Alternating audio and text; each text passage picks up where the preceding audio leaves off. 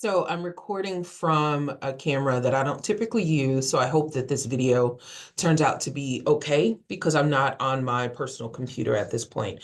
I want to talk to you about education. And in the same way that I've been talking about all these social institutions, it's important to me that you consider or think about education specifically as a social institution. By definition, your book says it is the social institution through which a society's children are taught basic academic knowledge, learning skills, and cultural norms. That's stuff you know already. Basic academic knowledge, reading, writing, just general literacy, learning skills, the things that you need to be able to have in terms of your skills and time management and how to find information, and cultural norms. The thing that's important about this definition of social institutions as education as a social institution is that it's not about any particular school. The first distinction that I want to make, and one of the reasons why I like to use my personal computer is because I can use the whiteboard that I can write more easily on, and I can't do that now, so forgive me for not being able to do that. Even if the handwriting isn't very clear on that, it's very useful, I think. Anyway, let's first make the distinction between formal education and informal education. Formal education is learning of academic facts and concepts through a formal curriculum. That's the definition your book gives you. Learning of academic facts and concepts through a formal curriculum. That means that when you think about those statuses that are associated with education, your teachers, your principal, or whatever, all of those statuses in that social institution sort of work together to create or decide that these are the things that we want you to know. And it's important enough that these are the things that we want you to know that we write them down. Remember, like that distinction between informal and formal norms? Well, formal education, a formal curriculum, is that plan of these are the things we need you to know. So when you think about having homework, having assignments, having a class schedule, having a college catalog that tells you exactly what classes that you need to take and in which order, that is a curriculum. That curriculum is designed by those people and implemented by those people that we associate with the education institution. Again, don't think so much about the building or don't think about the name of the school, for instance. It's the relative boundary of the social institution that we associate that formal education with. Those formal educational curriculums are implemented through institutions like Rock Valley College or Rockford Public Schools or Northern Illinois University, because those are, remember, statuses, roles, groups, organizations. Those are people in statuses that form groups and then formalize themselves in organizations or networks of organizations to create larger bureaucracies like school districts to implement a formal curriculum. So your formal education is the learning of academic facts and concepts that happen through a formal curriculum, right? That is distinct from informal education. Informal education, your book says, is learning about cultural values, norms, and expected behaviors by participating in a society. There's the academic school stuff, and then there's everything else. Again, we know that. We know that we have to be taught cultural norms and expectations of how to behave in society. What's really cool, I think, and the reason why I like to talk about social institutions is that right away I can see, again, 1,000 people come together, they're strangers and say, we want to create a society. How are we going to do that? Well, you have to answer the call. Who's going to have the babies and take care of the babies? That's what families will do. What about the fact that people have these beliefs about their purpose and how they're supposed to be? Like, how do we manage that? That's our question of religion and the role of religion in society, or in our country, the separation between church and state. Now we're saying we've got to make sure that people know the rules. We got to make sure that people are prepared to run the society, to participate in the society. How do we do that? Well, we have to educate them. How do we get that done? Well, there's a formal way that we can do it. We can create schools and buildings and curriculum with very specific rules, but we also want to make sure that they learn these things. Who is responsible for that? That formal education we normally see through schools. That informal education, some of it we get through schools, but we also get it from our families, from our churches or our religious groups. We get it from our peers. There's all kinds, those agents of socialization. There's all kinds of people with certain statuses and expectations to participate in that educating, that informal educating role. And the cool thing about that for me, or the intriguing thing about that for me, is that right away you wind up having to ask the question of what is the purpose of education? What is the purpose of the social institution called education for the benefit of society? The reason why we have them is because we have to figure out society's needs and meet those needs, right? So then what is it? What's the purpose of it? What is it supposed to be? That's always a fundamental question. And then who is responsible for it? Are we talking about the schools or are we talking about the families? And when we have those challenges that people are talking about in education, or those debates that people are always having about education, or arguments that people are always having in education, that's usually what they're arguing about. Here's a thing that we think people should learn.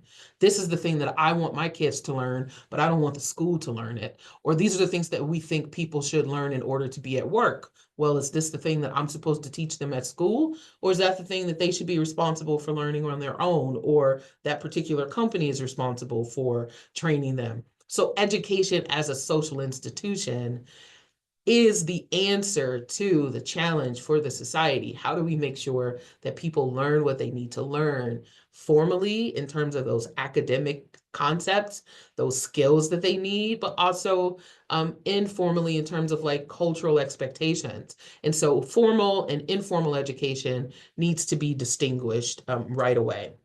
And then one of the things that you can go into is the function. What is the function of these educational institutions? And in some ways, the functions of formal education institutions or informal education processes. Your book gives you usually a pretty good table. Most undergraduate intro sociology books will give you a table like this. So I'm going to show you the table that they give you in the book.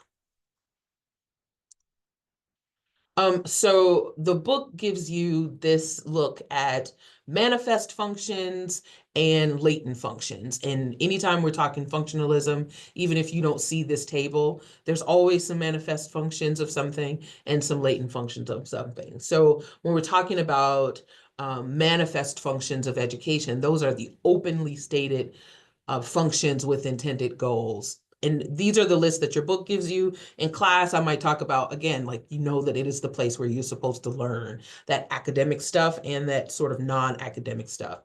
It is the site of innovation, creation of new knowledge, like new things that we want to do, to learn, to move our society better. So it is the site of learning. It's also the site of socialization. Education is one of those agents of socialization. Again, it's some of that formal stuff, but it's the informal norms and values that we need to learn in society. A lot of that is happening at the school, because the school is also the place where we transmit a lot of our culture. So when we think about these cultural ideas, even like education being important, or you should stay in school, or patriotic songs, or God Bless America, or even the position of education in fulfilling the American dream, learning about the Constitution and what's expected, learning how to share and why that's important. Those are cultural values. And there's not necessarily going to be a formal curriculum where the formal education process will give you a textbook to talk about that. But sometimes you do have that. And it's just kind of infused through that process.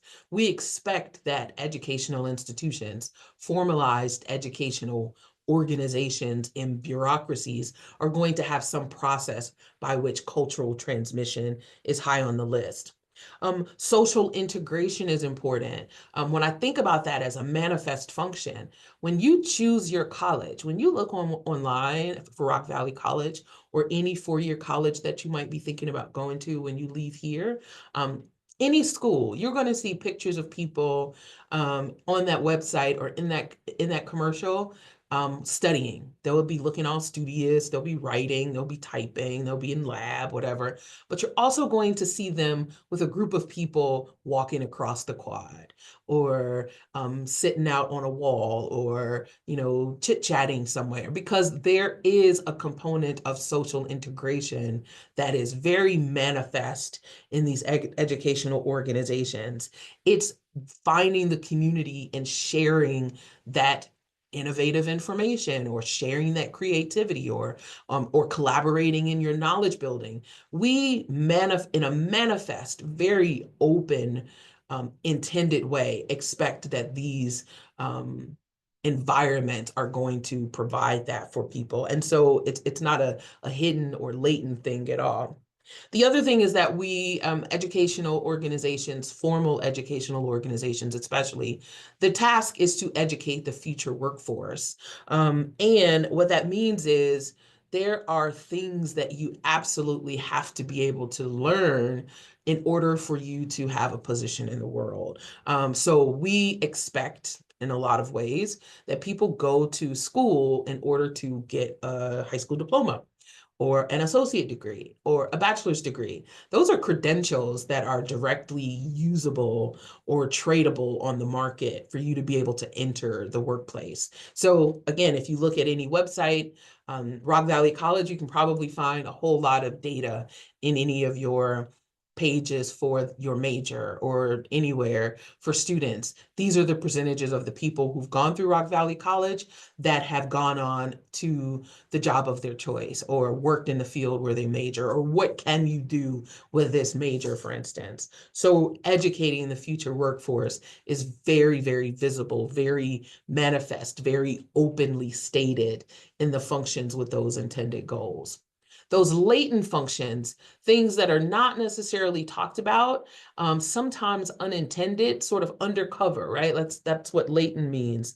The ones that I like to point out is, when it comes to that sort of workforce idea, sometimes what educational organizations are accused of doing is sort of preparing you to be in your place.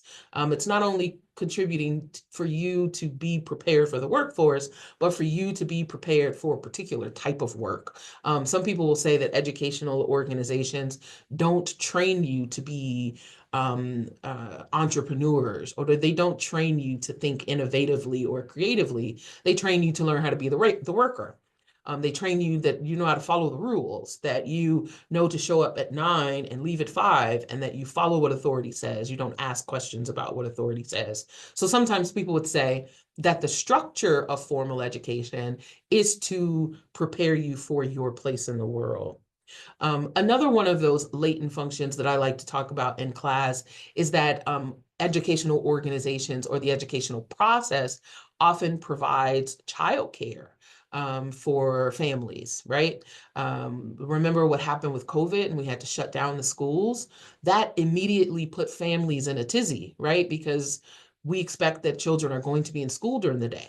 And that same tizzy that families had to deal with, created issues for the economy, the next social institution we'll talk about. Because if kids are at home, that means parents can't go to work. That means when the schools close, so do some other businesses, right? And that's another one of those examples when you think about how critical education is, or how critical the institution of education is in a society. It's hard for me to talk to you about how to, can't talk about education without also talking about family. We can't talk about education without also talking about the economy. And remember that early definition of social institutions, talking about these patterns of behavior, these consistent patterns of behavior, the interactions between those statuses and the things that they're doing together, also said that they're sort of relatively bounded. We know with relative ease what those boundaries are, but clearly those boundaries are blurred, because it's hard to really always separate where one ends and another one begins. And that's really important with the kind of challenges that any society has, any of those debates, because you'll come back down to that fundamental question. What is education supposed to be about? How is it supposed to be implemented? And who's responsible for it? Because sometimes what happens in one affects what's going on to the other. The other thing that's really important about that latent function in terms of childcare is really even mentioned right here on your screen with this idea of the creation of a generation gap.